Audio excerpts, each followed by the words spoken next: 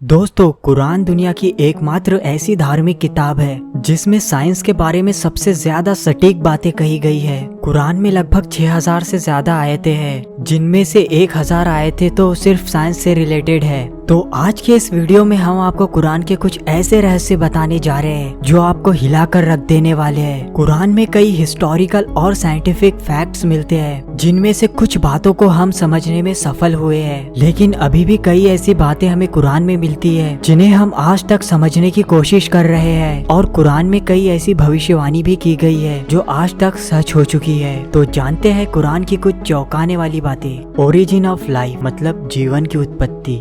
Origin of life के बारे में कुरान ये कहता है कि जिंदगी पानी में पैदा हुई है। मतलब किसी भी इंसान के सेल को अगर स्टडी किया जाए तो वो 70% पानी से ही बना हुआ होता है। मिसाल के तौर पर किसी भी जंतु की कोशिकाएं या साइटोप्लाज्म 80% पानी से बने हुए होते हैं, और इस बात का पता हमें माइक्रोस्कोप के आविष्कार के बाद ही पता चला है। लेकिन यहाँ पर भी चौंकाने वाली बात यह है कि माइक्रोस्कोप का आविष्कार तो 12वीं सदी में हुआ, जबकि कुरान ने तो हमें 1400 साल पहले ही बता दिया कि जिंदगी की शुरुआत कैसे हुई। आयरन यानी लोहा।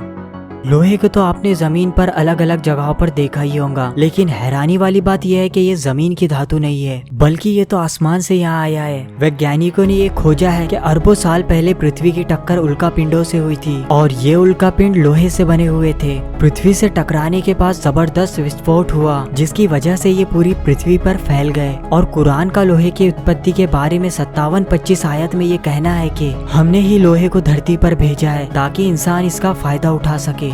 स्काई इज प्रोटेक्शन, आसमान हमारी हिफाजत करता है। जमीन को सूरज की अल्ट्रावायलेट रेज से बचाने के लिए आसमान एक अहम किरदार अदा करता है। अगर आसमान नहीं होता तो सूरज की रेडिएशन जमीन पर जिंदगी को जलाकर खत्म कर चुकी होती, और आसमान जमीन को जमान देने वाली ठंड से भी बचाए रखता है। आसमान के ऊपर का टेम्परेचर लगभग -270 डिग्री सेंटीग्रेड होता है, यानी ये ठंड जमीन पर जिंदगी को जमा करके खत्म कर सकती है। और कुरान हमें आसमान को समझाने के लिए 21-32 आयत में ये कहता है कि हमने आसमान को तुम्हारे लिए एक हिफाजती छत बनाया हुआ है, और तुम हमारे इशारों को नजरअंदाज कर रहे हो। और आसमान के पृथ्वी को प्रोटेक्ट करने की क्षमता 20वीं सदी में की गई रिसर्च से साबित हो जाती है। द माउंटेन्स यानी पहाड़। कुरान हमारा ध्यान पहाड़ों के बारे में बहुत ही खास पहलू की ओर खींचता है। क्या हमने दुनिया को आराम करने वाली जगह नहीं बनाया? पहाड़ों को धरती का खोटा नहीं बनाया? कुरान हमें ये बताता है कि पहाड़ों की जड़ें धरती में बहुत गहरी है, और हकीकत में भी ऐसा ही है। पहाड़ धरती में काफी गहराई तक गड़े हुए होते हैं। एग्जाम्पल के लिए माउंट एवरेस्ट, जिसकी ऊंचाई जमीन से 9 किलोमीटर तक ऊपर है, उसकी जमीन के नीचे की गहराई 125 किलोमीटर तक की है। और इस बात का पता लगाना 20वीं सदी के शुरुआत में प्लेट टेक्टोनिक टेक्निक के आविष्कार के बाद ही संभव हो पाया है। सन्स ऑर्बिट, सूरज का घूमना।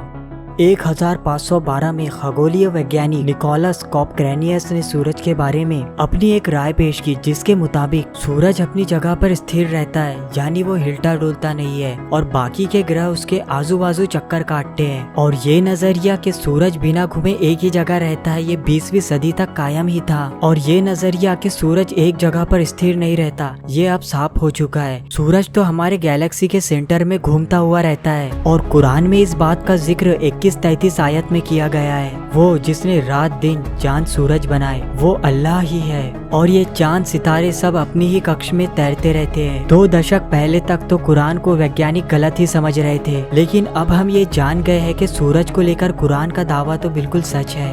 लाइंग एंड मोमेंट्स, झूठ और हमारी हरकतें।